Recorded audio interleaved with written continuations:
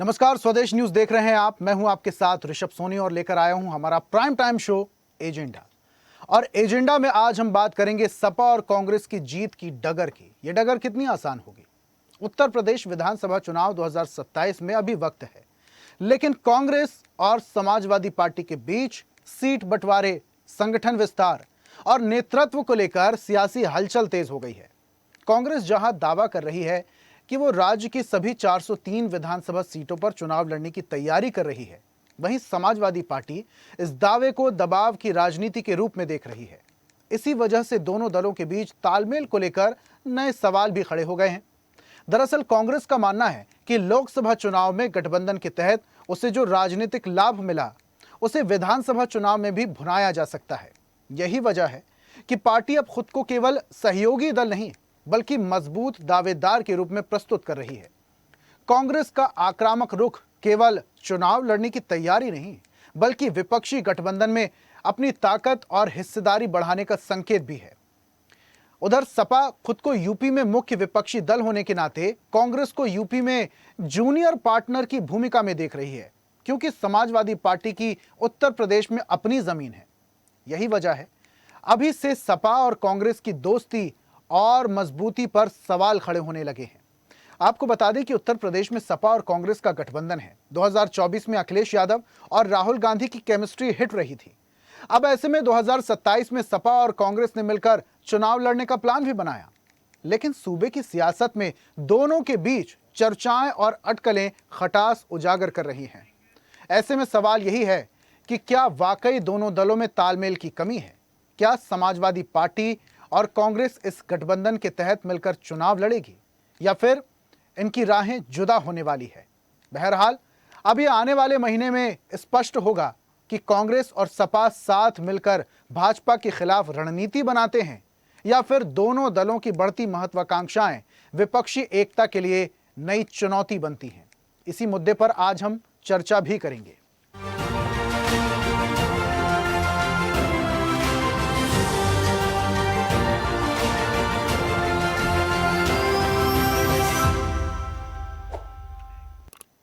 अब देश की राजनीति में इस वक्त जिस तरह से विपक्षी गठबंधन के सहयोगी दलों में टूट का सिलसिला चल रहा है, उसने राजनीतिक दलों के लिए नए चुनावी जमीन तैयार करने की चुनौती भी पैदा कर दी है। विपक्षी गठबंधन के खेमे की ये टूट न केवल भाजपा को मजबूती दे रही है, बल्कि विपक्षी एकता को संकट में भी डाल दिया है। अब ये जो गठबंधन की राजनीति हो रही है, इसको लेकर कई सारे सवाल भी खड़े हो रहे हैं। लेकिन सपा और कांग्रेस में क्या गठबंधन विधानसभा चुनाव में रंग लाएगा? और ये जो कांग्रेस अपनी जमीन तलाशने की कोशिश कर रही है, क्या कांग्रेस इसमें कामयाब हो पाएगी? लेकिन सबसे बड़ा सवाल अभी यही उठता है कि कांग्रेस ने एक बड़ा ऐलान कर दिया है। वो ऐलान है पूरी की पूरी उत्तर प्रदेश की 403 विधानसभा सीटों पर चुनाव लड़ने का। अब जब अकेले ही चुनाव लड़ना है तो फिर सपा की क्या जरूरत? इसी पर आज हम चर्चा भी करेंगे, लेकिन जल्दी से देख लेते हैं एक रिपोर्ट।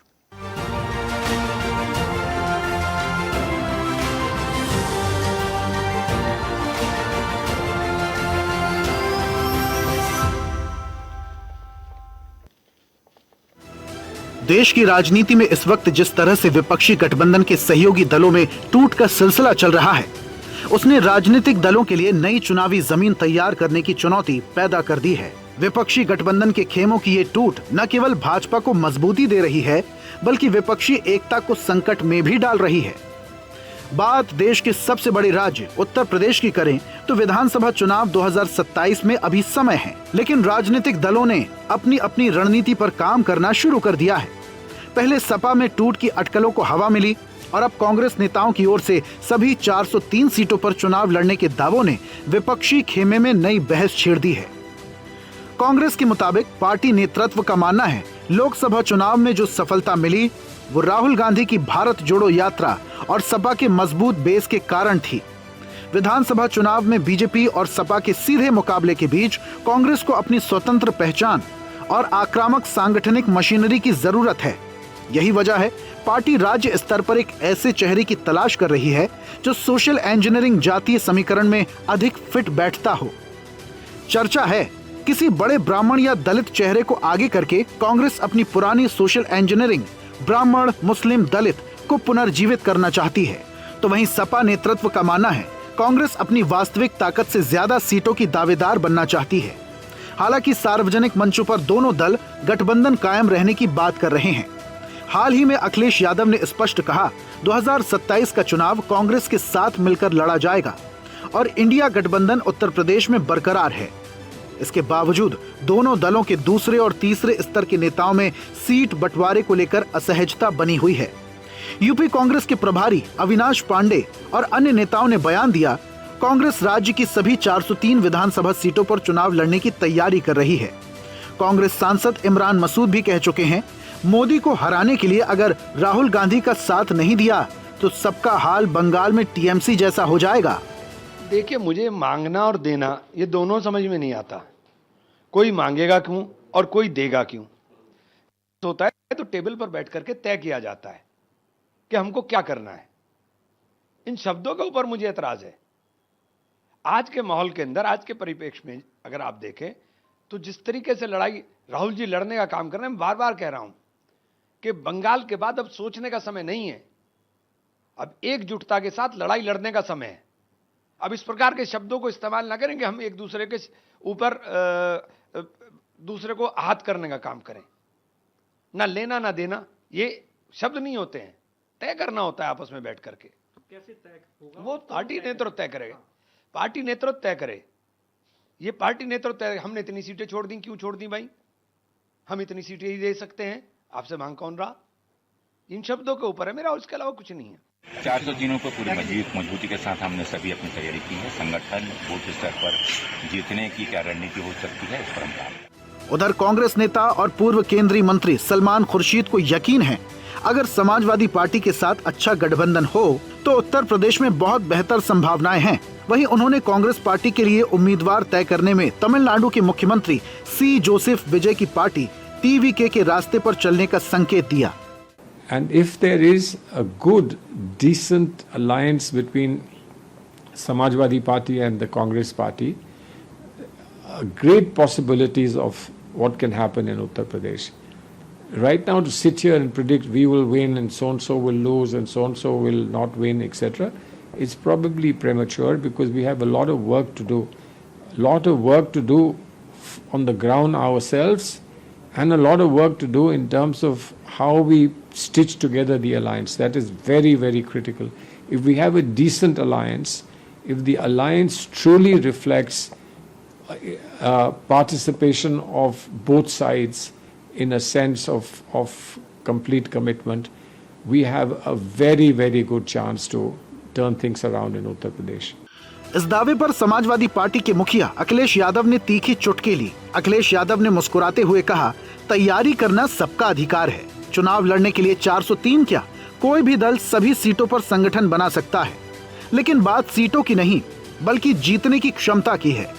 अखिलेश यादव ने साफ कर दिया है, उनका मजबूत मशीनरी नेटवर्क जमीन पर काम कर रहा है। वो कांग्रेस को साथ तो रखेंगे, लेकिन सीट शेयरिंग का रिमोट कंट्रोल अपने हाथ से जाने नहीं देंगे। अखिलेश यादव ने कई बार संकेत दे दिए हैं, सीट बंटवारे का आधार केवल संख्या नहीं बल्कि जीतने की क्षमता होनी चाहिए। समाजवादी पार्टी जो इंडिया गठबंधन रहा है वही इंडिया गठबंधन रहेगा। हमने आपसे कहा कि उत्तर प्रदेश की जनता के साथ हैं हम। जनता विकास चाहती है, खुशहाली चाहती है, महंगाई पे नियंत्रण चाहती है, और जो भेदभाव की राजनीति हो रही है उससे दूर होना चाहते हैं। हर दिन भेदभाव की राजनीति का सामना करना पड़ता है। यूपी की जंग को फतह करने के लिए विपक्षी खेमे के तीनों बड़े नेताओं की तैयारी अलग अलग स्तर पर चल रही है। राहुल गांधी यूपी में लगातार संविधान बचाओ और जातिगत जनगणना के मुद्दे को हवा दे रहे हैं। प्रियंका गांधी पर्दे के पीछे से यूपी कांग्रेस के संगठन पर नजर रख रही हैं, क्योंकि टीम में होने वाला आगामी बदलाव उन्हीं की सहमति से तय होना है। तो वहीं लोकसभा चुनाव के नतीजों के बाद से समाजवादी पार्टी और उनके सुप्रीमो अखिलेश यादव के भी हौसले बुलंद हैं।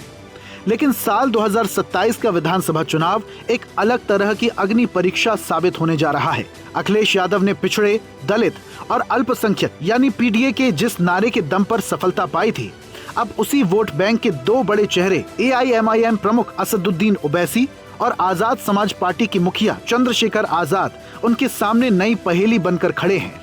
अब समाजवादी पार्टी उत्तर प्रदेश में विपक्ष की सबसे बड़ी ताकत है और वो खुद को भाजपा के खिलाफ मुख्य चुनौती मानती है। ऐसे में यदि कांग्रेस बड़ी संख्या में सीटों की मांग करती है तो टिकट वितरण, स्थानीय नेतृत्व और चुनावी समीकरणों पर तनाव बढ़ सकता है। दूसरी ओर सपा भी अपनी कार्यकर्ताओं को सभी 403 सीटों के लिए तैयार रहने का संदेश दे चुकी है, जिससे स्पष्ट है वो अपनी राजनीतिक जमीन छोड़ने के मूड में नहीं है। ऐसे में कहा जा सकता है यूपी में 2027 के लिए विपक्षी गठबंधन, खासतौर पर कांग्रेस और सपा के समीकरणों को लेकर कुछ भी कहना जल्दबाजी होगा। सपा और कांग्रेस नेतृत्व साथ रहने के पक्ष में है, लेकिन सीट बंटवारे, नेतृत्व और क्षेत्रीय प्रभाव को लेकर खींचतान देखी जा रही है। ऐसे में सवाल यही है कि कांग्रेस का 403 सीटों पर लड़ने का दावा वास्तव में अपनी ताकत दिखाने और सपा पर दबाव बनाने की रणनीति है या फिर वाकई 2027 के विधानसभा चुनाव से पहले कांग्रेस और सपा की राह भी जुदा होंगी।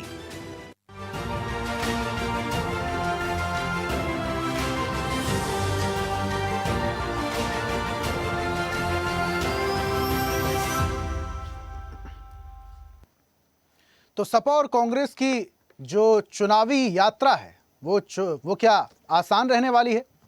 और जो घमासान मचने वाला है 2027 में जो विधानसभा का चुनाव होने वाला है, इसको लेकर कांग्रेस की क्या तैयारी है, समाजवादी पार्टी की क्या तैयारी है, इसी पर आज हम चर्चा भी करेंगे। कुछ मेहमान हैं हमारे साथ, जल्दी से परिचय करवा देते हैं, उसके बाद चर्चा की तरफ बढ़ेंगे। बीजेपी नेता केसी जैन हमारे साथ हैं। जैन साहब, बहुत स्वागत आपका। कांग्रेस का पक्ष रखने के लिए हमारे साथ प्रवक्ता राज शर्मा है। राज जी, आपका भी बहुत स्वागत करता हूं। सपा नेता हमारे साथ थोड़ी देर में जुड़ेंगे, डीपी यादव, आपका मैं स्वागत करता हूं। मुस्लिम स्कॉलर हैं हमारे साथ सूफी मोहम्मद कौसर हसन मजीदी जी। मजीदी साहब, बहुत स्वागत आपका। और वरिष्ठ पत्रकार के तौर पर डॉक्टर सुनील त्रिपाठी हमारे साथ जुड़े हैं। सुनील जी, आपका भी बहुत स्वागत करता हूं। और इस चर्चा की शुरुआत में राज साहब आपसे ही करते हैं। ज्यादा वक्त नहीं बचा है सर 2027 में विधानसभा चुनाव को लेकर, और तैयारियां आपकी पार्टी से दिखाई देने लगी हैं जमीनी स्तर पर। अभी हाल ही में राहुल गांधी छत्तीसगढ़ भी गए थे जिला अध्यक्षों को प्रशिक्षण देने के लिए। उत्तर प्रदेश में भी इस तरीके की गतिविधियां आपकी तरफ से, आपकी पार्टी की तरफ से देखने को मिलती हैं। 2024 में जो चुनाव था उस दौरान सियासी हलकों में एक चर्चा थी, राहुल गांधी और समाजवादी पार्टी सुप्रीमो अखिलेश यादव की जय वीरू की जोड़ी है, जिसका असर 2024 में आपको देखने मिला। अभी लेकिन राहें जुदा जुदा क्यों? नहीं, ऐसा किसने कह दिया कि राहें जुदा जुदा है? आप लोगों ने ऐलान किया है 403 सीटों पर आप लोग चुनाव लड़ रहे हैं। तो मैं अभी भी कह रहा हूं कि हम लोग 403 सीटों में लड़ेंगे। हम लोग कौन है? कांग्रेस नहीं है, हम लोग सपा अकेले नहीं है, हमारा गठबंधन है, हम लोग लड़ेंगे। हम लोग 403 सीट पे लड़ेंगे, ये तो निश्चित है। राज साहब, मेरा कहने का मतलब है कि कांग्रेस ने यह दावा कर दिया है, आपके ही मंत्री कई सारे कह रहे हैं कि पूरी 403 पर कांग्रेस के प्रत्याशी हम उतारेंगे। अरे भाई, गठबंधन का प्रत्याशी हमारा ही तो होगा भाई। हमारा प्रत्याशी जैसे जो हमारी पार्टी का प्रत्याशी होगा वो समाजवादी पार्टी का होगा, समाजवादी पार्टी का प्रत्याशी होगा वो हमारा प्रत्याशी होगा। देखिए, बातें कॉन्फ्लिक्ट हो गई, दोनों ही बातों में विरोधाभास हैं। आपके ही नेता कह रहे हैं कि 403 पर कांग्रेस का ही प्रत्याशी होगा, अब आप बोल रहे हैं कि गठबंधन। ये तो आपने अखिलेश जी की भी सुनी होगी कि 403 पे सपा का प्रत्याशी होगा। जो हमारा प्रत्याशी होगा वो सपा का है, जो सपा का प्रत्याशी होगा वो हमारा है। इसमें क्या दिक्कत है? वो तो सीट बढ़वा रहे हैं क्या सर? 806 सीटें हो जाएंगी क्या? नहीं, वो गलत। ठीक है, सीधा मुद्दे पे आते हैं। गलत हो सकता है। चलिए सीधा मुद्दे पे आते हैं। गलत। हाँ। साथ में चुनाव लड़ रहे हैं, बिल्कुल, डेफिनेटली। राहें जुदा जुदा नहीं है। किसने कह दिया आपसे? ये लोग कह रहे होंगे, छिचरा कैरी वाले। अच्छा, लेकिन साथ में चुनाव लड़ रहे हैं आप समाजवादी पार्टी के साथ। सीट 100%। शेयरिंग को लेकर भी थोड़ा सी जानकारी दे दीजिए राज साहब। समाजवादी पार्टी के साथ नहीं, हम लोग एक दूसरे के साथ। अच्छा, आपस में एक दूसरे के खिलाफ चुनाव लड़ रहे हैं, ये कह रहे हैं क्या? नहीं। आप अगर अपना शब्दों को मेरे मुंह में डालोगे तो मैं ऐसा आदमी हूं जो किसी के शब्दों को आप क्लेरिफिकेशन दीजिए ना साहब। नहीं, मुझे क्लैरिफिकेशन किसी को नहीं देना, मुझे नहीं देना। हम लोग एक साथ चुनाव लड़ रहे हैं। मैं I am not the engine signal by the guard. अच्छा। कि आप मुझे हरी झंडी दिखाएं तो मैं चल दूं और लाल झंडी दिखाएं तो रुक जाऊं। I am not such a seat sharing पर बातचीत होगी।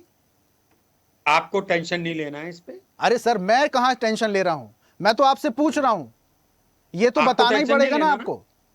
और क्या दो बातें चुनावी अगर- तैयारियां हो रही हैं ये तो आप बताएंगे ना। मेरी बात को सुन लीजिए आप, मैं जी। आपको जवाब दे दूंगा। जब आप प्लीज यहाँ सर। पे जैन साहब बैठे हैं, इनसे पूछ लोगे, ये अपने आप में शेयरिंग कर रहे हैं। आप मुझसे क्यों पूछ रहे हैं? आपको तो ये सवाल ही नहीं होना चाहिए विपक्ष के लोगों से पूछने का। आप तो सत्ताधारियों से पूछिए कि अब आप सत्ता पाने के लिए क्या करोगे। मैं हम तो अभी जो कर रहे हैं। सत्ता की बात कर ही नहीं रहा हूं राज साहब, बात कर रहा हूं आगामी चुनाव की। सरकार बनाने जा रहे हैं तो ना क्या- आप लोग ही तो दावा करते हैं कि नहीं, अब नहीं, आने वाली हम तो सरकार बना ही आपकी है। लेंगे। देखिए अब, हाँ, अब आया आप बाद में। हाँ देखिए ये यही आप तो भी बात जानते कर हो, रहे हैं मैं भी सर। जानता हूँ। हाँ हाँ, मैं जवाब दे रहा हूँ। यहाँ जैन साहब भी जानते हैं, कहे ना कहें, ये अलग बात है। सुनील भाई जानते हैं और मैं भी जानता हूँ, आप भी जानते हो। मैं एक बात कहना चाहता हूँ कि 2014 में हमारी, उससे पहले 10 साल हमारी 2 टर्नओवर ठीक। सरकार रही। कुछ कमियां हमसे रह गई होंगी, या अनजाने में या जाने में, जो भी समझ ले, इसमें कोई बात नहीं होती। तो सरकार इनकी बन गई। अब तो आ गया ना, अब तो तीसरे टर्म की सरकार है ना। अब ये अगर हमारी सरकार की, आप एक बात को मैं जानना चाहता हूं, मैं आप ही से पूछना चाहता हूं महोदय, कि आप ये बताइए, आपने प्रधानमंत्री या उत्तर प्रदेश के मुख्यमंत्री को कभी अपने काम गिनाते हुए सुना? नेहरू जी ने क्या करा था, कांग्रेस क्या करती है? लानत है मेरे देश पे कि मेरे देश का अभिभावक और प्रधानमंत्री एक एक वहां बैठ के मुरझाए हुए, और एक देश का प्रेसिडेंट बोले he is a killer. What do you mean by killer? कैसे सुन के आ गए? हमारी क्षमता अमेरिका से ज्यादा है। और जैन साहब, ये हंसने का विषय नहीं है। हाँ, कि आप मुझे कह दो आप सॉफ्ट दिखते हो लेकिन मर्डरर हो, किलर हो, और मैं जाके अपनी बीवी को बताऊं कि देखो कितनी बड़ी उपाधि दे दी, नहीं चलेगा। और एक और बात मुझे अच्छा नहीं लगा, मेरे प्रधानमंत्री की बेइज्जती। नेता वो बीजेपी के हो सकते हैं, प्रधानमंत्री तो मेरे देश के हैं। क्या बेइज्जती करा के आ रहे हो यार? आप पूछते ना उनसे। देश खड़ा होता आपके संग, देश के विपक्ष की पार्टियां खड़ी होती जब आपने पूछा होता कि आपने हमारे 3 आदमियों को कैसे मारा। आप चाहते हो मीडिया, क्या हम उनकी वाहवाही के लड्डू बांटे, मोती चूर के बना के बांटे हैं? और आपको कोई किलर कह दे, उसने एक बात याद रखना, या जैन साहब सुन रहे हैं, एक बात याद रखना, उन्होंने, ट्रंप ने मोदी को किलर नहीं कहा, भारत की आत्मा को किलर कहा। और अगर अब भी नहीं चाहते थे, अब भी नहीं सुधरे, तो जैसे वो कहते हैं ना, मैं जब चाहूं मोदी का कैरियर बर्बाद कर दूं। पहुंच गई। अब सीधा अपन मुद्दे पर आ जाते हैं।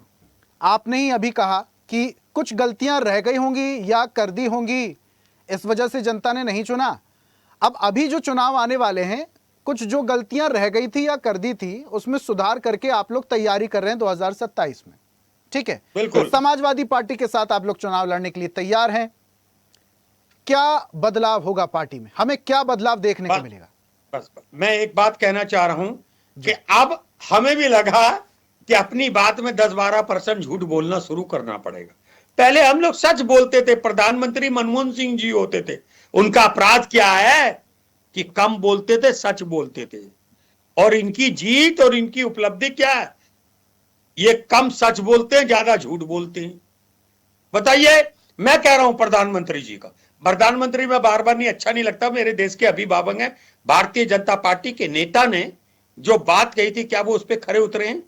जिस चीज का उन्होंने विपक्ष में होते हुए विरोध किया, क्या वो लागू नहीं करी? और एक और बात कहना चाहता हूं मैं, क्या ये जरूरी है यार, कांग्रेस का नाम, नेहरू जी ने गलती करी, उनके भाषण में होता क्या है? और एक और बात बता दूं, मेरे देश का प्रधानमंत्री है, छिनरागिरी मुझे पसंद नहीं है। सर, क्या जरूरत थी मेलोडी? राज साहब, शब्दों की मर्यादा, ये शब्द बिल्कुल भी नहीं चलेंगे। इस तरीके के शब्द बिल्कुल मैं नहीं अलाउ करूंगा राज साहब। मैं जो आपसे सवाल कर रहा था, उस सवाल का जवाब तो आप दे नहीं रहे हैं। मैं आपसे पूछ रहा हूं, क्या बदलाव आप पार्टी में करने जा रहे हैं? कि सरकार बनने जा रही है आपकी? ये सरकार गिर जाएगी। ये सरकार, तारीख समय सनद रहे भाई, ये सरकार ना गिरे तो मेरा नाम पंडित राज शर्मा नहीं। इतने अपराध कर दिए, सनातन धर्म की ये सरकार बनी थी और सनातन धर्म के बच्चों को बेरोजगार कर दिया। मेरे आपके बच्चे को शोभा यात्रा में भेजते हैं, मेरे आपके बच्चे को कावड़ यात्रा में भेजते हैं। इनका बच्चा अमेरिका पढ़े, इनका बच्चा लंदन में पढ़े, नहीं चलने दूंगा, नहीं चलने दूंगा। और एक और बात बता दूं, बच्चों की मौत अभी लखनऊ में हुई, मुख्यमंत्री वहां चले गए, राजनाथ सिंह जी चले गए, उससे उन बच्चों की मौत वापिस हुई। चलिए राज साहब, मैं जो आपने आपसे पूछ कानून- रहा हूं आप वो उसका जवाब दे ही नहीं रहे हैं, बात को वहां ले जा रहे हैं। चलिए मैं वापस आऊंगा अच्छा, आपके मैं एक पास। और बात मैं बताऊं? यादव जी का रुक कर मिलना लेता तो हूं। ठीक है अपराधी हूं ना, आप जेठमलानी हो। राज साहब ठीक है, मैं आऊंगा, बाकी के मेहमान भी हैं, उनसे भी बातचीत करना जरूरी है। यादव साहब, अभी राज साहब से मैंने पूछा कि साथ में चुनाव लड़ रहे हैं, वो तो तय है, वो तो कह रहे हैं साथ में चुनाव लड़ रहे हैं, आप लोग ही साथ में चुनाव लड़ रहे हैं। लेकिन कांग्रेस के कुछ नेता ये भी कह देते हैं कि भाई 403 पूरी की पूरी विधानसभा सीटों पर हम अपने प्रत्याशी उतारेंगे। सीट शेयरिंग को लेकर भी बातचीत होगी यादव साहब? डीपी यादव जी, आपका माइक म्यूट है, शायद उसे अनम्यूट कीजिए प्लीज। अब आ रही है आवाज सर। अरे आवाज मेरी? आप बिल्कुल आ रही है सर, बोलिए। जी एक बार सवाल दोहराइए जरा। यादव साहब, मेरा सवाल यह था कि अभी कांग्रेस प्रवक्ता से हम पूछ रहे थे कि साथ में चुनाव लड़ रहे हैं, तो उन्होंने कहा कि हाँ बिल्कुल साथ में चुनाव लड़ रहे हैं, समाजवादी पार्टी और कांग्रेस भाई भाई बनकर चुनाव लड़ेंगे। लेकिन फिर कांग्रेस के कुछ नेता यह भी कह देते हैं कि 403 सीट पर ही हम अपने प्रत्याशी उतारेंगे। तो फिर सीट शेयरिंग को लेकर बातचीत कब होगी, होगी भी कि नहीं होगी? चुनाव हम लोग मजबूती के साथ मिलकर लड़े थे और पूरी 80 सीटों पर कांग्रेस की भी तैयारी थी, समाजवादी पार्टी की तैयारी थी। अब जहां गठबंधन हुआ, गठबंधन का प्रत्याशी था, दोनों दलों के नेताओं ने, कार्यकर्ताओं ने बूथ स्तर से लेकर के पूरी तैयारी किया था और जिसका नतीजा हुआ कि भारतीय जनता पार्टी कहीं ना कहीं अकेले दम पर पूर्ण बहुमत की सरकार बनाने में नाकाम हुई। अब 2027 के विधानसभा चुनाव में भी कांग्रेस भी 403 सीटों पर तैयारी कर रही है, हम भी 403 सीटों पर तैयारी कर रहे हैं। जहां जैसे सीट शेयरिंग होगी, जैसे गठबंधन होगा, जो प्रत्याशी होगा, दोनों दल के नेता मिलकर के, कार्यकर्ता मिलकर के उसको जिताने का काम करेंगे। देखिए, मूल बात यह है कि आज उत्तर प्रदेश के हालात क्या हैं। उत्तर प्रदेश के हालात बहुत गड़बड़ हैं और उत्तर प्रदेश में देखिए जिस प्रकार से आगजनी, आप बताइए, मासूम बच्चों की जान जा रही है, कोई किसी तरह का नियंत्रण ही नहीं है सरकार का। कैसे देखिए, घर बनाने के लिए आप नक्शा पास कराइए, उसमें जो कमर्शियल काम करिए। ये सरकार ने कैसी, कल लखनऊ राजधानी में हत्या हुई है इन 16-17 बच्चों की जो है, और सरकार, मुख्यमंत्री जो है तमाम तरह के बयान दे रहे हैं। तो उत्तर प्रदेश में आप शिक्षा की बात ले लीजिए, आप स्वास्थ्य की बात ले लीजिए, कानून व्यवस्था की बात ले लीजिए, पूरी तौर से उत्तर प्रदेश में सारी चीजें चरमराई हुई है। लेकिन मैं आपको बता दूं, उत्तर प्रदेश में भारतीय जनता पार्टी नकारात्मक राजनीति करके या इंडिया गठबंधन के दलों को, चाहे समाजवादी पार्टी हो या कांग्रेस पार्टी हो, इनके अंदर कोई अगर दरार पैदा करने की कोशिश करती है तो वो नाकामयाब होगी, उसमें कामयाब नहीं होगी भारतीय जनता पार्टी। हमारा बिल्कुल स्पष्ट, क्लियर कट, एकदम बिल्कुल ये जो है कहीं ना कहीं लोगों से गुजारिश है, हम जो नेतागण हैं वो तो एक साथ ही हैं, जो कार्यकर्ता हैं वो सब एक साथ हैं और बूथ स्तर पर तैयारी बहुत जोर शोर से चल रही है। इसमें किसी को कोई किंतु परंतु न होना चाहिए। जो घबराहट है, यादव जी। साहब, एक जरूरी सवाल आपसे और समझना चाहूंगा मैं, हमारी जनता भी जानना चाहती है। अगर उत्तर प्रदेश में जी। मैं मुख्य विपक्षी पार्टी की बात करूं तो सबसे पहले आपका नाम आता है। जरूरत क्यों पड़ रही है कांग्रेस के साथ आपको चुनाव लड़ने की? मुस्लिम और न्यूट्रल जो वोट बैंक है उसके बिखराव को रोकने के लिए आपको कांग्रेस के हाथ की जरूरत है। तो क्या जो संजय निषाद जी के साथ जो गठबंधन हुआ है, जो निषाद पार्टी के साथ, और जो है आपके जो है उनके साथ हुआ, ओम प्रकाश राजभर के साथ जो हुआ है, सुभाषपा के साथ में, या पल्लवी पटेल जी के साथ, अपना दल के साथ में, ये सब गठबंधन जो हुए हैं वो क्या बिखराव रोकने के लिए हुए हैं? मैं समाजवादी नहीं पार्टी नहीं, का रुख आप जानना चाह रहा हूं सवाल यादव साहब। पूछे ना, हमसे ज्यादा तो गठबंधन उनका है। अब वो लोग भी रखते रहते हैं, उनको आगे किया जाता है। यादव साहब। और ऐसे ओम प्रकाश राजभर को ले लिया भारतीय जनता पार्टी ने, जो 2022 के विधानसभा चुनाव में गाली दिए थे उनको। यादव जी। साहब, आपको चुनाव नहीं, में हाँ। कांग्रेस की जरूरत है? नहीं, एक दूसरे को जरूरत है और गठबंधन जो है कहीं ना कहीं, देखिए चलिए ठीक है।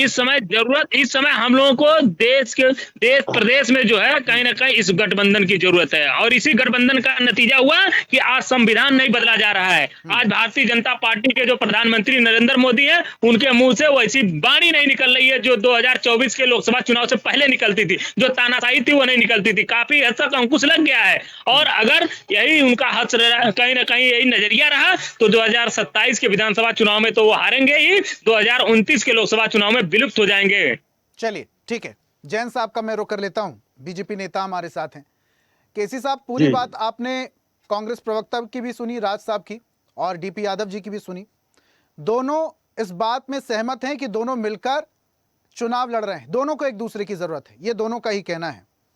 लेकिन इस दौरान कई सारे सवाल भी खड़े होते हैं। विपक्षी पार्टियों की बात करें तो विपक्षी पार्टी तो सपा है, लेकिन अगर दोनों पार्टियां मिलकर साथ में चुनाव लड़ती हैं तो आपके लिए भी चुनौती कड़ी हो सकती है। देखिए, पहली बात तो ये है कि जो चुनौती की बात जो लोग कर रहे हैं, तो ये पहली बार गठबंधन में चुनाव नहीं लड़े। इसके पहले 2017 में भी इनका गठबंधन हुआ, समाजवादी पार्टी और कांग्रेस का, और क्या हासिल हुआ ये सबने देखा। मिलाया 2019 का चुनाव लड़े लोकसभा में, समाजवादी पार्टी 5 की 5 पे रह गई और बीएसपी 0 से 10 पे पहुंची। फिर 2022 का जो इलेक्शन हुआ उसमें फिर ये अलग अलग लड़े, फिर नया प्रयोग किया। कांग्रेस पार्टी 1 से 2 सीटों से पे सिमट के रह गई विधानसभा में उत्तर प्रदेश में। और रही 2027 की बात, दरअसल क्या है, अभी आपने कई बार पूछा कांग्रेस के साथी से, लेकिन वो कहां बात गंवाने लगे। हम लोग आपके ही राष्ट्रीय चैनल पे तमाम बार तमाम विषयों पे चर्चा कर चुके हैं, लेकिन विषयांतरण करते हुए, अपने आप को बचाते हुए, कभी अमेरिका की बात कर रहे थे, कभी डोनाल्ड ट्रंप की बात कर रहे थे, कभी कहीं की बात कर रहे थे, लेकिन उन्होंने गठबंधन पे कुछ नहीं बोला। लेकिन समाजवादी पार्टी ने खुल करके कहा कि हाँ, हमारा गठबंधन है। देखिए क्या है कि जो पार्टी के प्रवक्ता है, उनको जो दिशा निर्देश है वही बात कहेंगे, वो चाहे हम हो, चाहे कांग्रेस के साथी हो, चाहे सपा के साथी हो। लेकिन इनके बड़े नेताओं के बयान क्या आ रहे हैं, इमरान मसूद क्या कह रहे हैं, और इमरान मसूद के साथ सलमान खुर्शीद क्या कह रहे हैं। अफजाल अंसारी ने तो यहां तक कह दिया कि भाई हम भी पूरी 403 404 सीटों पे तैयारी कर रहे हैं, और कांग्रेस भी पूरी तैयारी कर रही है। तो वो तो यहां तक कह दिए कि भाई सब लोग अपनी अपनी तैयारी कर रहे हैं। लेकिन अलग अलग पार्टियों की तैयारी में फायदा तो आपको ही मिलेगा। जैन साहब, मैं आऊंगा वापस से आपके पास, कुछ तकनीकी समस्या है, शायद आपका ऑडियो वीडियो नहीं आ रहा है, मैं बहुत जल्दी आपके पास आऊंगा। मुस्लिम स्कॉलर मजीदी जी का मैं रुख कर लेता हूं। मजीदी साहब, मेरी आवाज सुन पा रहे हैं आप? जी आ रही है आपकी आवाज। मजीदी साहब, किसकी सरकार बना रहे हैं इस बार, समाजवादी पार्टी, कांग्रेस या बीजेपी? सर, मैं सोनी साहब, मैं बहुत क्षमा चाहता हूं कि जो विषय मुझे बताया गया था उस विषय पर ये डिबेट नहीं है, और मैंने इस बात की चर्चा तैयारी कर रही। अगर इस तरीके की बातें आ रही है कि कांग्रेस पार्टी सारी सीटों पे चुनाव लड़ रही है, समाजवादी पार्टी सारी सीटों पे चुनाव लड़ रही है, तो ये जो गठबंधन की बात हो रही ना, जिसकी बात चाहे राज शर्मा जी करें या हमारे कांग्रेस समाजवादी पार्टी के साथी डीपी यादव जी कर रहे हैं, तो दोनों की बातों में बहुत बड़ा डिफरेंस है। इनके बड़े नेता क्या बोल रहे हैं, पार्टी के नेता क्या बोल रहे, प्रवक्ता क्या बोल। दूसरी बात क्या है कि जब दिल्ली का चुनाव हुआ तो साफ साफ इन्होंने कहा कि ये चुनाव केवल और केवल लोकसभा चुनाव के लिए था। जब वेस्ट बंगाल में कांग्रेस ममता जी के सामने लड़ी तो कहा नहीं, केवल ये चुनाव जो है वो लोकसभा के लिए था, विधानसभा से कोई मतलब नहीं। तो वो आम आदमी पार्टी, वो टीएमसी, जब ये साथ साथ कहीं नहीं दिखाई दिए, और यहां पर भी मुखर होकर के इनके नेता सामने आ रहे हैं और लगातार कह रहे हैं कि हम अलग अलग चुनाव लड़ेंगे, हमारी पूरी की पूरी 403 400 सीटों पे तैयारी है, और वो भी कह रहे हैं हमारी सारी की सारी सीटों पे तैयारी है। दूसरी बात ये कि देखिए, इनके साथ लड़ने से कोई फर्क भारतीय जनता पार्टी पे पड़ने वाला नहीं। ये इनका अपना गठबंधन है, अपना विचार है, ये साथ लड़े अलग लड़े ये जाने, इनका काम जाने। लेकिन ये प्रयोग पहली बार नहीं है, ये प्रयोग लगातार कई बार कर चुके हैं और इनको मुंह की खानी पड़ी है, जनता ने जवाब दिया। एक बात और कि मौलाना शहाबुद्दीन रजवी जी ने क्या कहा है, जो कि ऑल इंडिया मुस्लिम जमात के जो अध्यक्ष हैं, उन्होंने स्पष्ट मांग की है कि भाई समाजवादी पार्टी मुस्लिम चेहरे को मुख्यमंत्री घोषित करे, कोई मुस्लिम चेहरा सामने लाए और घोषित करे ये मुख्यमंत्री होंगे। इनके साथ है कौन? अब ये ब्राह्मण सम्मेलन की तरफ क्यों जा रहे हैं? अब ये जो ब्राह्मण सम्मेलन कर रहे हैं, इनको इस बात को की चिंता है, ये ब्राह्मण सम्मेलन वास्तव में नहीं कर रहे, ये कोशिश कर रहे हैं कि सनातनियों को तोड़ा जाए जाति और धर्म के आधार पर। और किस तरीके से ब्राह्मण सम्मेलन करने के बाद यादव जी, चुप हो जाओ भाई, देखो ये तरीका गलत है राज भाई, ये तरीका गलत। आप कहते हो आपके नेता कहते हैं मैं पिछड़ी जाति का हूं, बहुत गलत तरीका है आपका। आपके नेता क्यों कहते हैं पिछड़ी जाति का हूं? ये भाषा मत रखो। मेरे देश का प्रधानमंत्री जात बताएगा, मेरी बात पूरी हो जाए तो फिर बात करो। नहीं, गलत अब बात नहीं मैं करो। कहूंगा। मेरे आपके देश वहाँ का अजय राय प्रधानमंत्री कहा था, कैसे कह नहीं रहे अजय राय थे गाली दे रहे थे, वो मेरे अजय लिए राय कह रहे थे प्रधानमंत्री? कौन अखिलेश आज अखिलेश ये डिसाइड करना भूल गए पड़ेगा आप, क्या वो भूल गए ब्राह्मण आप। का प्रधानमंत्री मुझे है पता या है आप नहीं क्यों है? बोल रहे हो, वो पिछड़ी आप जाति इसलिए का बोल रहे हैं, है। आप डर रहे हैं, राज साहब, आप डर जैसा रहे आप हैं, एक लेकर मिनट कैसे सोनी वैसे भाई, आप डरे और हुए एक हैं, मिनट ये उनसे भी आप बताएं डरे हुए हैं, कि इसलिए मेरे ऐसा देश बोल रहे का हैं। प्रधानमंत्री राज साहब, आप देश पिछड़ी डरे जाति हुए का इसलिए है। बोल रहे हैं, कैसे कह दिया दूसरे उन्होंने को कहाँ कि लेके जा पिछड़ी रहे हैं? जाति को अरे आप एक्सेप्ट तो नहीं करते? आप क्या तो वो सेना ब्राह्मण का का अपमान नहीं करने है? वाले लोग हैं, अगर वो आप ब्राह्मण डंडा के रोक करके सेना प्रधानमंत्री का नहीं है, अपमान करते हैं, मिट्टी में सेना मिल की बेइज्जती जाएंगे, करने वाले लोग हैं। मिट्टी में मिल अरे जाएंगे क्यों है आप बताओ। पर, धिक्कार है आप पर, एक धिक्कार सेना आप की पे, रिटायर्ड अधिकारी होकर के धिक्कार सेना आपके का नेता पे, पर गंदे धिक्कार है लोगों आप पे पे। जो राम आप का कहते हैं चंदा खा गए, कहीं बात नहीं राम कर रहा है की कि खड़ाएं खा गए। क्या है, अरे आप मर डिबेट जाओ को यार। डिरेल करना चाहते हैं, हैं? डिबेट को डिरेल करना चाहते हैं, डिबेट क्या डिरेल नहीं डिरेल? होगी, मेरे देश बिल्कुल का डिरेल नहीं प्रधानमंत्री होगी, कहता है मैं बिल्कुल पिछड़ी डिरेल जाति नहीं का हूँ। होगी। क्या वो हमारे नहीं है? अगर वो आप हमारे जो नहीं है, अरे हम आप उसके तो नहीं होते ना, है। आप होते हैं? प्रधानमंत्री जो को ब्राह्मण गाली का दे नहीं, सकते, वो किसी का नहीं। प्रधानमंत्री की अच्छा बात सब गाली छोड़ो दे यार, जैन सकते साहब, राज इतना साहब, कह आप दूंगा कहाँ पागल चले पागल गए? हो हो मुद्दा जाओगे। ये था ही नहीं, हम इतना विषय पर कह सीधा आते दूंगा हैं ना, पागल हो जाओगे। हम सीधा विषय पर बात करते हैं। देखिए, समय की पाबंदी भी रहेगी, बाकी मेहमानों से भी मुझे बातचीत करनी है। राज साहब शांत हो जाइए, अब मजीदी जी का मैं रुख करूंगा, मैं मजीदी जी का रुख करूंगा। राज साहब शांत हो जाइए प्लीज मैं सर, पिछड़ी जाति का हूं। प्लीज सर, राज क्या सर। मेरा नहीं है? अगर उस प्रधानमंत्री की हिम्मत है तो वो कहे कि मैं ब्राह्मण का प्रधानमंत्री नहीं ठीक है, हूं। फिर राज साहब, देखना मजा क्या होता राज है। साहब, ऐसे मिट्टी ऐसे में मिल आपकी जाएंगे। बात भी जनता तक नहीं पहुंच पाएगी। राज साहब प्लीज आप साइड में कहा बैठें। ना कि ब्राह्मण साहब, का नहीं हूं। राज साहब मिट्टी में प्लीज मिल जाएंगे, काम मिट्टी डाउन। में। राज साहब भया calm down। नहीं है कांग्रेस को, जैन साहब अरे शांत हो पहले जाइए, राज अब शर्मा मैं से बात मजीदी जी का करो। रुख करूंगा। पंडित राज शर्मा, अगर प्रधानमंत्री कहते मैं ब्राह्मण का नहीं हूं, मिट्टी में न मिले तो लानत होगा यार मेरे हम नाम मुद्दे पे। से अलग जा रहे हैं राज साहब, जैन अरे साहब जैसा हम मुद्दे छोड़ से दो। बिल्कुल अलग जा अभी रहे हैं, 1.5 साल पहले तक आप सपा हम के बिल्कुल गुलाम मुद्दे थे। से अलग जा रहे हैं। चुप रहो। इस विषय में हम फिर कभी चर्चा करेंगे। देश का प्रधानमंत्री पिछड़ा राज साहब, जैन साहब, झूठ तो हो सकते हैं, पीसीआर निकम्मे हो राज जी सकते हैं, और जैन साहब का वॉल्यूम डाउन कीजिए। एक और बात बताओ। मजीदी जी, अगर अब वो सुन पा रहे हैं आप? प्रधानमंत्री मजीदी जी सुन पा रहे हैं? नहीं है, मिट्टी में मिल जाए। मजीदी जी सुन पा रहे हैं? जी जी सुन रहा हूँ। मजीदी जी, विषय जो भी आपको पता था उसको छोड़िए, अभी मैं सवाल आपसे सीधा कर रहा हूं, उस विषय में बताइए, सरकार किसकी बना रहे हैं इस बार 2027 में, समाजवादी पार्टी, कांग्रेस या फिर बीजेपी? देखिए, हम सरकार उत्तर प्रदेश की बनाने जा रहे हैं। ठीक, पहली बात तो ये। उनकी दूसरी सरकार बात ये है बनाने उस पार्टी की हमारा सरकार आप बनाने जा रहे हैं जो पार्टी ये ऐलान कर दे कि मुस्लिम मुख्यमंत्री होगा जो होगा। Am I right मैं or इस wrong? विषय को, देखिए, मैं इस बात को बिल्कुल सिरे से नकारता हूं। ये जिन्नावादी सोच है कि धर्म के आधार पर किसी का चयन किया जाए। यही तो जिन्ना की मांग थी कि मुस्लिम के लिए किया जाए, वो मुस्लिम के लिए किया जाए।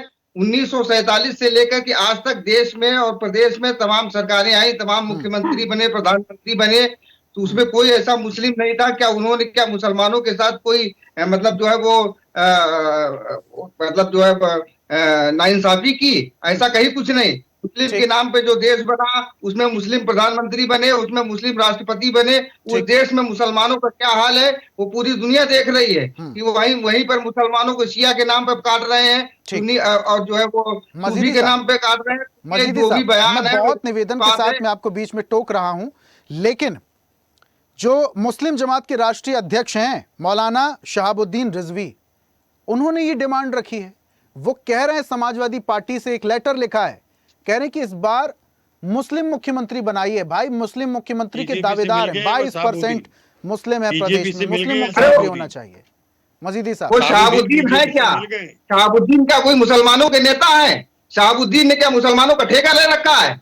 मुसलमानों में 72 फिरके हैं, 72 फिरकों में से एक फिरके के वो जो है मौलाना है, उनके तमाम विवादित बयान रहे। शहाबुद्दीन की बात ही क्या है? शहाबुद्दीन का बयान क्या मुसलमानों को बयान माना जाएगा? शहाबुद्दीन जैसे लोगों के बयानों को बढ़ावा देने का मतलब यह है कि देश में विभाजन की राजनीति को बढ़ाना। ये इस तरीके की बयान करना कि मुख्यमंत्री मुसलमान हो या फलाना हो, धमाका हो, ये हमारे देश के संविधान के खिलाफ है। हमारे जो सेकुलर मूल है, संविधान के जो सेकुलर सिद्धांत प्रतिपादित किए गए हैं, उन सिद्धांतों के विपरीत है। जो व्यक्ति इस प्रकार की बात करे, ये मौलाना ये उस फिरके का मौलाना है कि इसी के फिरके का वो जो अभी उत्तर प्रदेश सरकार ने उसको रासुका के अंदर बंद किया है, जो अभी भी जेल में बंद है, जो भड़काऊ बयान देता है। ये वही मौलाना लोग, ऐसे मौलानाओं के, कथित मुल्ला मौलवियों के बयानों को को डिबेट का आधार बना करके इससे देश का माहौल खराब होता है और मुसलमान बदनाम होते हैं। ऐसे मौलानाओं के बयानों का मैं सूफी खानका एसोसिएशन की जानिब से और एक धर्म गुरु होने के नाते मैं इसका मतलब जो है पुरजोर विरोध करता हूं।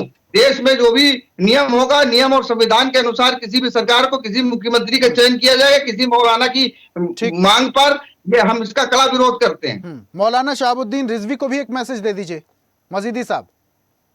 मौलाना शहाबुद्दीन रिजवी को क्या मैसेज देना? मौलाना शहाबुद्दीन रिजवी तो अक्सर ये भड़काऊ बयान दिया करते हैं। इससे पहले आप सीए एनआरसी के विषय में उनके बयान उठा करके देख लीजिए, यूसीसी के विषय में उनके बयान उठा करके देख लीजिए, आज से 5-6 साल पहले के उनके बयान उठा करके देख लीजिए, 3 तलाक के विषय में उनके बयान उठा करके देख लीजिए। इस मौलाना के बयान हमेशा जो है विवादित रहे, भड़काऊ रहे। लेकिन मजीदी साहब, जब इस तरीके के बयान सामने आते हैं और कोई छोटे मोटे शख्स ने तो ये बयान दिया नहीं है भाई, वो मुस्लिम जमात के राष्ट्रीय अध्यक्ष हैं।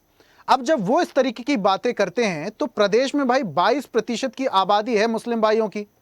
अब कुछ तो इस साइड डाइवर्ट होंगे, कुछ को दिमाग में तो ये चीज घर कर जाएगी। राष्ट्रीय अध्यक्ष है, मैं सूफी खानका एसोसिएशन का राष्ट्रीय अध्यक्ष हूँ। ऐसे तमाम एनजीओ बने हुए घूम रहे हैं, तो क्या मतलब कोई एनजीओ को बात कर देगा तो क्या उसको मुस्लिम समाज की बात मान ली जाएगी? एक्सेप्ट करने की बात कर रहा हूं मजीदी साहब। उनके पीछे वो जो मौलाना है, उनके पीछे कोई देवबंदी नमाज नहीं पढ़ता, उनके पीछे कोई शिया नमाज नहीं पढ़ता। मैं बता तो रहा हूँ, मुसलमानों में 72 फिरकों में से एक फिरके का वो व्यक्ति मौलाना है, तो क्या उसका बयान को सारे मुसलमानों का बयान मान लिया जाएगा?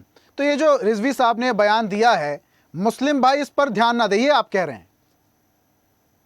बिल्कुल, मुसलमानों को तो अपनी शिक्षा पे ध्यान देना चाहिए, अपनी रोजी रोटी पे ध्यान देना चाहिए। सपा बसपा कांग्रेस इनकी राजनीति पे चक्कर में पड़ करके मुसलमानों का 1947 से लेकर के आज तक बड़ा खस्ता हाल हो गया है। मुसलमानों को बड़ी माकूल बात कही आपने मजीदी साहब, गरीबी पे, बेरोजगारी पे ध्यान देना चाहिए। ठीक है मजीदी साहब, फिर उत्तर प्रदेश में सरकार कैसी बने?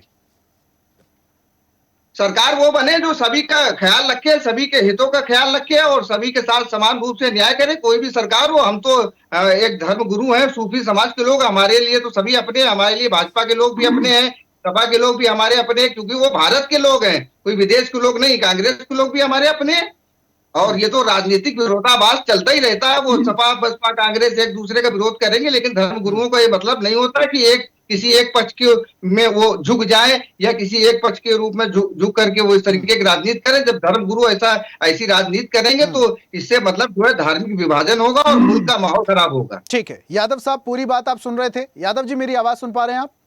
डीपी यादव जी, डीपी यादव जी सुन पा रहे हैं? लगता है संपर्क नहीं हो पा रहा है, बहुत जल्दी उनसे जोड़ेंगे, बातचीत भी करेंगे। वरिष्ठ पत्रकार का मैं रुख कर लेता हूं, डॉक्टर सुनील हमारे साथ जुड़े हैं। सुनील जी, ये बड़ा पेचीदा मसला हो जाता है जब चुनाव की बात आती है, और वो भी उत्तर प्रदेश की चुनाव की बात आती है। कहा जाता है कि अगर केंद्र में सरकार बनानी हो तो उसका रास्ता उत्तर प्रदेश से होकर गुजरता है। अब उत्तर प्रदेश में विधानसभा के चुनाव हैं 2027 में, बड़े महत्वपूर्ण। और जब उत्तर प्रदेश में कोई चुनाव होता है तो उसको युद्ध स्तर पर लड़ा जाता है और वैसी तैयारियां भी की जाती हैं। अभी कहा जा रहा है कि सपा और कांग्रेस दोनों साथ में मिलकर चुनाव लड़ने के लिए तैयार, लेकिन दोनों के ही बड़े नेताओं की बातों में विरोधाभास भी बीच बीच में शनय शनय दिखाई देता है। तो कहीं ना कहीं सामंजस्य नहीं बैठ पा रहा है, जिसका फायदा एक पार्टी को मिलेगा, वो है बीजेपी। सुनी जी, रहीमदास ने दोहा लिखा है, कहा रहीम कैसे निभे पेट खेर को संग, बेदौलत रस आपने उनके फाटा तंग। मैं बड़ा निवेदन साथ अपने बड़े भाई आदरणीय सलमान जी से कहना चाह रहा हूँ कि आप कह रहे हैं, लेकिन आपके और समाजवादी पार्टी के बीच में रिश्ते कैसे रहे हैं अन्य स्टेट में? तो जो आपने वहां समाजवादी पार्टी को मौका नहीं दिया, तो अखिलेश जी यहाँ भी मौका आपको नहीं देंगे। मेरा विश्लेषण है, हो सकता है कल आप लोग क्या करते अलग बात है। और दोनों दलों मेरे विचार से अगर अलग अलग चुनाव लड़ते हैं तो फायदा ज्यादा होगा, भले ही सरकार बनाने में दूसरे साथ का नाम मिला दे, सरकार बना। अभी दोनों प्रवक्ताओं ने कहा कि एक साथ चुनाव लड़ेंगे, तो एक साथ तो भाजपा भी लड़ती है। जितने राजनीतिक दल हैं चुनाव सब एक ही साथ लड़ते हैं, अलग अलग भले अपनी पार्टियां हों लेकिन चुनाव एक साथ होते। लेकिन ये नहीं कहा शर्मा जी ने, शर्मा जी बहुत बुद्धिमान व्यक्ति हैं, बॉर्डर की सुरक्षा करके हमारी फौज से आए हैं कि हम मिलकर चुनाव लड़ेंगे। कल अगर कोई कटाक्ष भी करे तो कहेंगे नहीं, एक साथ तो चुनाव लड़ ही रहे हैं। ये किसी ने, डीपी भाई ने कहा कि हम मिलके साथ चुनाव लड़ेंगे। और समाजवादी पार्टी को उत्तर प्रदेश में इंडिपेंडेंट अगर चुनाव लड़ती तो मेरे विचार से ज्यादा फायदा होगा कांग्रेस के साथ, क्योंकि दोनों दलों के जो कार्यकर्ता हैं या जिनसे वोट लेनी है, जिन पर पार्टी विश्वास है, वो लगभग एक ही समुदाय के लोग हैं। दोनों की निगाहें उसी समुदाय पे हैं। तो जब एक ही घर में दो लोग सेंध लगाएंगे, कितना फायदा कितना नुकसान होगा। भाजपा उत्तर प्रदेश में 80 और 20 कह के चुनाव लड़ती है, उसका एक फैक्ट स्पष्ट है कि हम हिंदू समाज साथ हैं, विकास सबका करेंगे, विश्वास सबका करें, लेकिन हम सनातन साथ में। 80% जब उधर लोग हैं, 20% इधर लोग हैं, उसी 20% में से समाजवादी पार्टी भी निकालना चाह रही है, कांग्रेस चाह रही है, तो कितना इसको फायदा होगा मेरी समझ से परे नजर आ रहा। लेकिन मैं बड़ा निवेदन साथ कहना चाह रहा हूँ, 27 चुनाव आ रहा है, उत्तर प्रदेश में एक नई पार्टी जो पहले बहुत बड़ी कटार पार्टी रही, समाजवादी पार्टी, क्षमा कीजिए, बहुजन समाज पार्टी, बहुजन समाज पार्टी की प्रमुख मायावती जी भी अब इस 27 चुनाव में एकदम प्रमुखता से आ गई हैं, और ब्राह्मणों को विशेषकर जो भाजपा से नाराज हैं, सोशल मीडिया पर पोस्ट किया उन्होंने नाराज जी विषय में, सुनिए जी, वो भी अब अपने फुल फेम में आ गई हैं। और इस बार जो चुनाव होगा, मैं वरिष्ठ वक्ता तो नहीं हूं, लेकिन मेरा सारे पैनलिस्ट बैठे हैं, जो आइडिया मेरी निकली वो ईश्वर कृपा सही निकली है। इंडिपेंडेंट गवर्नमेंट अभी बनते मुझे किसी नजर नहीं आ रही। भाजपा का जो कोर वोटर था वो तो ये लोगों ने खो दिया। जैन साहब यूजीसी ले आया, ब्राह्मणों क्या हाल है, सोशल मीडिया से लेकर के समाज में कितनी गालियां खा रहे हैं, ऐसा बर्ताव, ऐसी द्वंद्वता मैंने समाज में कभी नहीं देखी थी। जो आज चल रहा है कि आज जो प्रेम स्नेह था, समाज का भाईचारा था, वो धीरे धीरे दुश्मनी बदलता जा रहा है। हिंदू गाली दे रहा है, मुस्लिम छोड़ दीजिए। भारतीय जनता पार्टी ने इस देश को किस मोड़ पर ला खड़ा किया है, सुनी जी, मेरी समझ नहीं आ रहा है कि गांव में हम लोग जयराम का नमस्कार करते थे, चाहे वो दलित हो, चाहे पिछड़ा हो, चाहे जो हो। आज लोगों को राम के नाम से नफरत हो रही है, और जयराम करने वालों से भी नफरत हो रही है। भारतीय जनता पार्टी की देन है। उत्तर प्रदेश में स्थिति भारतीय जनता पार्टी में बहुत खराब मान रहा हूँ। अभी राजधानी कल घटना हुई है, उस घटना को लेकर मैं व्यक्तिगत बहुत दुखी हूँ। कुछ कह नहीं सकता हूँ कि ईश्वर ने हमको कुछ करने लायक नहीं बनाया, केवल टीवी बोलने लायक बनाया है।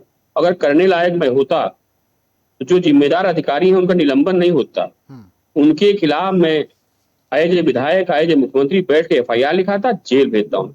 कल का दर्दनाक हादसा सोनी जी मेरे दिमाग से निकल रहा, उन बच्चों की चीखें बार बार मुझे द्रवित कर रही हैं अंदर से। लेकिन बेशर्म बेहया दर्दनाक हादसे की तस्वीरें सामने आ रही थी, उसको देख के सभी लोग हतप्रभ थे, कई लोग टीवी को देखकर रो रहे थे। लेकिन बड़ी असमंजस की स्थिति तब पैदा हो जाती है कि जब आप सिर्फ देख सकते हैं और कुछ कर नहीं सकते, जैसा कि आप बता रहे हैं। सुनील जी वापस से टॉपिक पर आते हैं, और मैं आपसे एक बात समझना चाह रहा हूँ, जो आप बोल रहे हैं कि बीजेपी ने हो रहा है जी, सुनील जी, जो जैसा कि आप बता रहे हैं कि अभी उत्तर प्रदेश में बीजेपी ने क्या स्थिति कर दी है कि लोगों को राम के नाम से नफरत होने लगी है। दूसरी तरफ अगर हम प्रचारों की बात करें, बैनर पोस्टर की बात करें, तो वो कहानी कुछ और कहते हैं। इस बार जो चुनाव होने वाले हैं उसका फायदा क्या बीजेपी को मिल सकता है? सुनील जी हमसे कह रहे हैं जी सुनील जी, आपसे ये सवाल। देखिए, भारतीय जनता पार्टी ने तो अपने ताबूत में अपने आप कील ठोक दी है, और वो यूजीसी लाके आपने ऐसा विद्रोह पैदा कर दिया समाज में कि एक दूसरे को फिर कह रहा हूं लोग गाली बक रहे हैं, और फिर आप उम्मीद कर रहे हो 27 चुनाव में आप साथ लोग खड़े होंगे। कहाँ किस आधार पर खड़े होंगे बताइए? उत्तर प्रदेश राजधानी मेरी सिर्फ 15 किलोमीटर दूर मुख्यमंत्री जी का आवास है।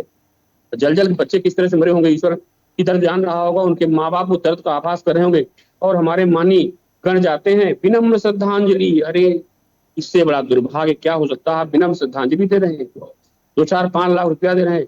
वो माँ बाप जीते जी मर गए जिनके बच्चे इस अग्नि में जले होंगे, और बच्चे कोस रहे होंगे भाजपा सरकार के मुखिया को कि आपकी सरकार में हमारे साथ ऐसी घटनाएं हो रही। पूरे राजधानी में, मैं लखनऊ बात कर रहा हूँ, मैं तो यही पत्रकारिता किया हूँ, मेरा जीवन भी यही रहा है। सोनी जी, विद्यालयों में कहीं इंस्ट्रूमेंट नहीं है, गली गली में कुछ खुली, गली गली में हॉस्पिटल खुले हैं, राम भरोसे लखनऊ चल रहा है, और फायर ब्रिगेड की गाड़ियों को आने में आधे घंटे लग रहा है। सुप्रीम कोर्ट आदेश कर रहा है कि जाम से मुक्त कराया जाए। सड़क किनारे गाड़ियां खड़ी, खुंचे वाले खड़े, कोई देखने वाला नहीं। नगर निगम अलग लूट रहा है, LD अलग लूट रहा है, पुलिस प्रशासन अलग लूट रहा है। ये जो जंगल राज बना कर रखा है यूजी के अधिकारियों ने, इस 27 चुनाव में कहीं न कहीं भारतीय जनता पार्टी को बहुत बड़ा नुकसान पहुंचाएगा। राजधानी गलियों में चर्चा हो रही कल घटना को लेकर के, रिक्शा वालों से लेकर के मोहल्ले वाले तक इस घटना दुखी हैं, और अभी तक उसमें 2-3 लोगों निलंबित कर दिया गया, जेल भेज दिया गया। जो जिम्मेदार अफसर हैं प्रथमेश कुमार डीसी, उनके ऊपर कोई कार्रवाई नहीं हो रही है। ठीक है, तो सुनिए ये सब चीजें ठीक है, मैं आऊंगा बहुत जल्दी। जैन साहब आपके पास आ रहा हूं। लास्ट कमेंट में राज जी से लूंगा। राज जी, पूरी बात आपने सुनील जी की सुनी, जो हादसा हुआ उसको लेकर कई लोग नाराज हैं, लेकिन इसके अलावा भी और बहुत सारे समीकरण हैं जिस पर प्रकाश डाला भी सुनील जी ने, और बीजेपी को इसका लॉस होगा। बीजेपी को लॉस, इसका मतलब आपको फायदा नहीं। बात यहाँ पे कभी कभी सोनी भाई कभी कभी लॉस और फायदे की बात नहीं तो करते। एक सेकंड हमको दे दीजिएगा लास्ट में।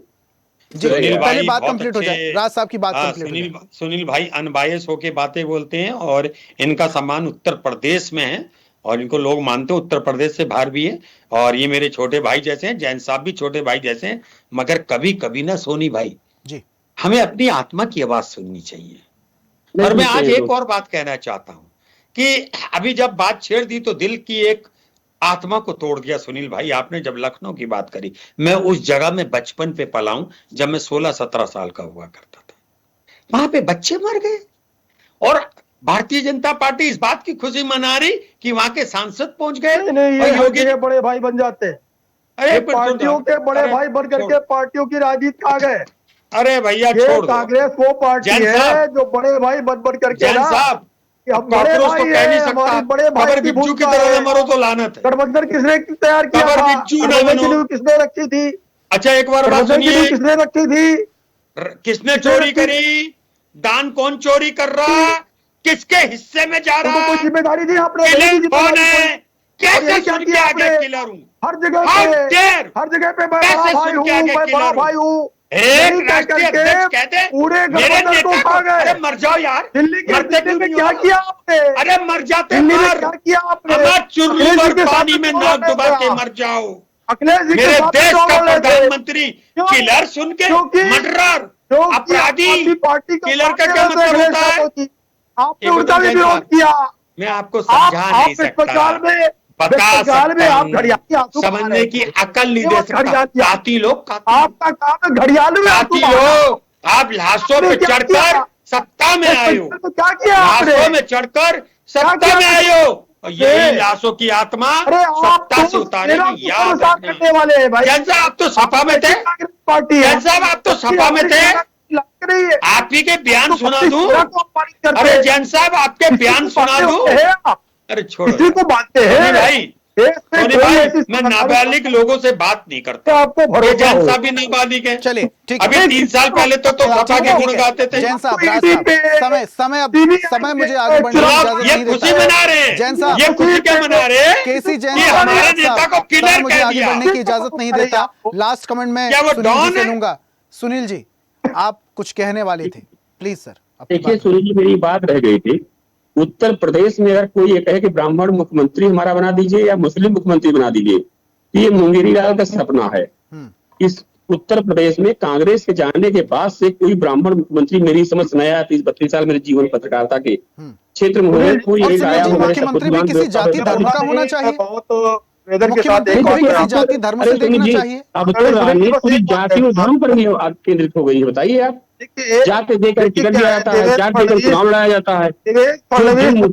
भारतीय जनता पार्टी से जो कि ब्राह्मण है, और आप हेमंत विश्व शर्मा जो है मुख्यमंत्री है, वो भी ब्राह्मण है। माणिकचंद जी वो भी मुख्यमंत्री, वो भी ये मत कहिए ब्राह्मण बात कीजिए। बताइए यहाँ कांग्रेस के जाने के बाद से कौन ब्राह्मण मुख्यमंत्री हुआ? बताइए, एक नाम बता दीजिए। हमने कितने मुख्यमंत्री शर्मा आपको जी, दिए? मेरे एक बयान पर राहुल जी ने दिल्ली से जागरण बयान दिया था, मेरे 7 मुख्यमंत्री दिए उत्तर प्रदेश में।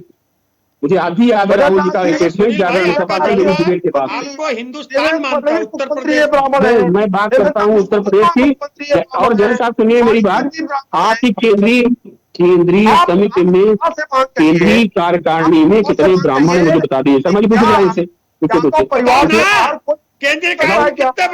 केंद्रीय कार्य समिति में कितने ब्राह्मण हैं वर्तमान में, बताइए हमको। मैं पूछ रहा हूँ आपको, बताओ। मैं जाति राजनीति नहीं करता हूँ, मैं पत्रकार हूँ, मेरे सब बराबर है। देश जानना चाहता है। अरे ब्राह्मणों का तिरस्कार करोगे, मिट्टी में मिल जाओगे, कब्र केंद्रीय कार्य समिति में कितने ब्राह्मण आपको वहाँ बताइए। ब्राह्मणों को नीचे आपके नेता ब्राह्मणों को तिरस्कार किया। गाली दे रहे हैं। देश का प्रधानमंत्री आपको कहता है भाई, मैं पिछड़ा हूँ। सूफी संत कहते हैं, मैं ठीक है, अगर इनको सलाम प्रधानमंत्री करता की हूँ। हिम्मत ऐसे है, ही तो लोग एक भारत जल्दी के समय हिंदू समाप्ति मुसलमान की घोषणा होने बचा वाली रहे है। हैं, राज ना साहब, मिल जाए तो कहना। जो जात और राज साहब। धर्म से परे है। पहले सुन लेते हैं थोड़ा, सुनील जी की पूरी बात सुन लेते हैं। सुनील जी। देखिए सोनी जी, मैं कह रहा हूँ कि जो हमारे बीच में बैठे हैं, मैं नाम से नहीं परिचित हो रहा हूँ, लेकिन ऐसे ही सूफी संत इस देश को बचाए हैं और हमारी हिंदू और मुस्लिम जो एकता गंगा जमुनी तहजीब को बचा के रखें। तहजीब है, उसको बचाने में ऐसे ही संत, मैं इनको सलाम करता हूँ अपने चैनल से, ऐसे ही भावनाओं के मुसलमानों ने दिखा दिया ऑपरेशन सिंदूर में भी कि हम भारत के साथ हैं, भारत माता के साथ हैं। लेकिन जो जिन्ना के मैंडेट लोग हैं, उनका तो वास्तव में बहिष्कार होना चाहिए, जो देश की एकता और अखंडता कहीं नुकसान पहुंचा रहे हैं। जैन साहब, मेरा अब एक सवाल आपसे है, अभी आप कह रहे थे कि वहां ब्राह्मण यहाँ ब्राह्मण, में पूछ रहा हूँ कि केंद्रीय कार्य समिति में कितने ब्राह्मण है, जरा एक जवाब दे दीजिए मुझे, बताइए वर्तमान में, बता दीजिए। वहाँ पे नहीं है, मत सब कहिए। हमने मुख्यमंत्री दे दिया बताओ ब्राह्मण। बताओ ना भाई हमें। दोनों फ्रेंड की बताओ, बात हो रही है। दर्शन देख रहे हैं, करोड़ों लोग देख रहे होंगे चैनल को, आपके नेशनल चैनल है। की बात कर रहे हैं, जब चार नहीं, यहाँ पांच हमने उत्तर मुख्यमंत्री दे प्रदेश दिया, में ना मुस्लिम मुख्यमंत्री प्रदेश होगा, ना चला रहे हैं। ब्राह्मण मुख्यमंत्री होगा, ना समाजवादी पार्टी से बसपा पूछिए, समाजवादी हाँ, पार्टी मुख्यमंत्री उत्तर से प्रदेश में गुजराती क्या उनके होगा। परिवार से बाहर कोई मुख्यमंत्री बनेगा? देखिए शर्मा जी, इस परिवार समय से बाहर आपको भी कोई मौका है साधन तो सरलों बहुत को दूर साधने का। अगर साथ साधते हैं तो 27 परिवार चुनाव से में बाहर कोई मुख्यमंत्री बनेगा कांग्रेस क्या? को भी कहीं फायदा होगा। नहीं, कोशिश करेंगे। लेकिन- आप जैसे का तो, आप जैसा व्यक्तित्व का इंसान कम होता है, अनबायस होके बोलते। और आज मैं एक बात कहना चाहता हूं सोनी साहब जी, अक्सर 90% विश्लेषक बीजेपी के कार्यालय की दीवार को टच करके आते हैं और मुझ जैसे प्रवक्ता को गाली देके 300 रुपए का इंक्रीमेंट लेते हैं। लेकिन सुनील अरे भाई आप जैसा लोग- पत्रकार, अगर ये शर्मा जी, 70-80 हो जाए, शर्मा ये जी, 70-80 हो जाए तो देश प्रधानमंत्री की मां विदेश को में गाली लोगों देते बन- ठीक है, हैं। राज आप साहब वो पर्सनल लोग नहीं बन जाते हैं। जाएगा। राज साहब सोनी जी, पर्सनल सोनी नहीं जी एक जाते हैं। सेकंड, ठीक है सोनी जी, जी, रामचरित मानस में बाबा लिखा है कि मंत्री गुरु और वैद्य जो प्रिय बोले भयास, राग धर्म तन तीन कर हुए बेगही नाश। तो जो सरकार की वाहवाही करते हैं, कमियां नहीं बताते हैं, ऐसे ही अफसर योगी जी की नीतियों पर, उनके कार्यों पर पलीता लगा रहे हैं और समाजवादी भारतीय जनता पार्टी को नुकसान पहुंचाते, समाजवादी फायदा उठा रहे हैं। जनता जनार्दन है, जनता ठीक ने है। जवाब हम दिया। तैयारी पर चर्चा कर रहे थे, बीजेपी और कांग्रेस समाजवादी पार्टी की तैयारी उत्तर प्रदेश चुनाव में क्या होने वाली है। आप सभी मेहमानों का हमारे साथ चर्चा में शामिल होने के लिए, अपने तर्क रखने के लिए बहुत बहुत धन्यवाद। जुड़ने के लिए, चर्चा में शामिल होने के लिए।